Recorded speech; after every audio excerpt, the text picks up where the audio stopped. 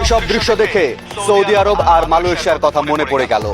কারণ আমাদের দেশের শ্রমিকরা যখন ওয়ার্ক পারমিট ছাড়া সেসব দেশে কাজ করতে যায়, সে দেশের সরকার কতটা কঠোর হয় সে খবর আমাদের অজানা নয়।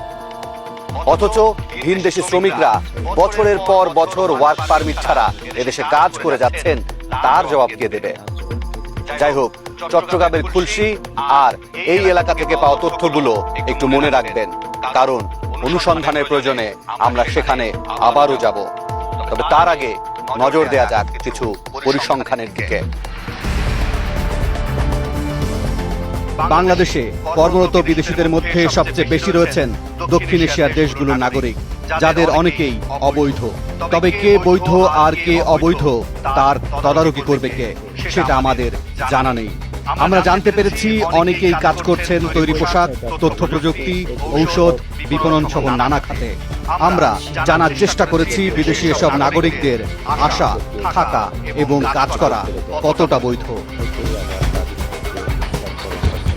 ফুটবল খেলতে বাংলাদেশে আসা বেশিরভাগ খেলোয়াড় আফ্রিকা মহাদেশের নাগরিক, আর জাপান, কোরিয়া এবং চীনের নাগরিকরা এগিয়ে আছেন বিভিন্ন প্রজেক্ট তথা কনস্ট্রাকশন কাজে।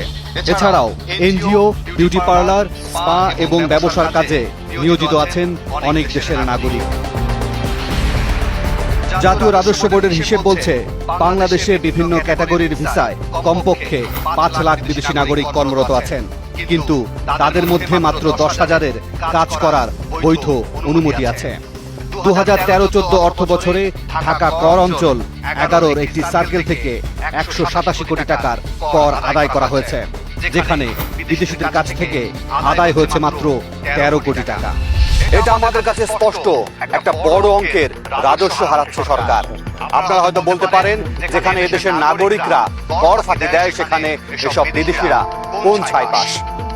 তাহলে আপনাদের বলতে হয়, অনুসন্ধানের এখনই শেষ নয়, গল্প আরো বাকি আছে, আপনাদেরও বলবো। তবে তার আগে একটা বিরতি।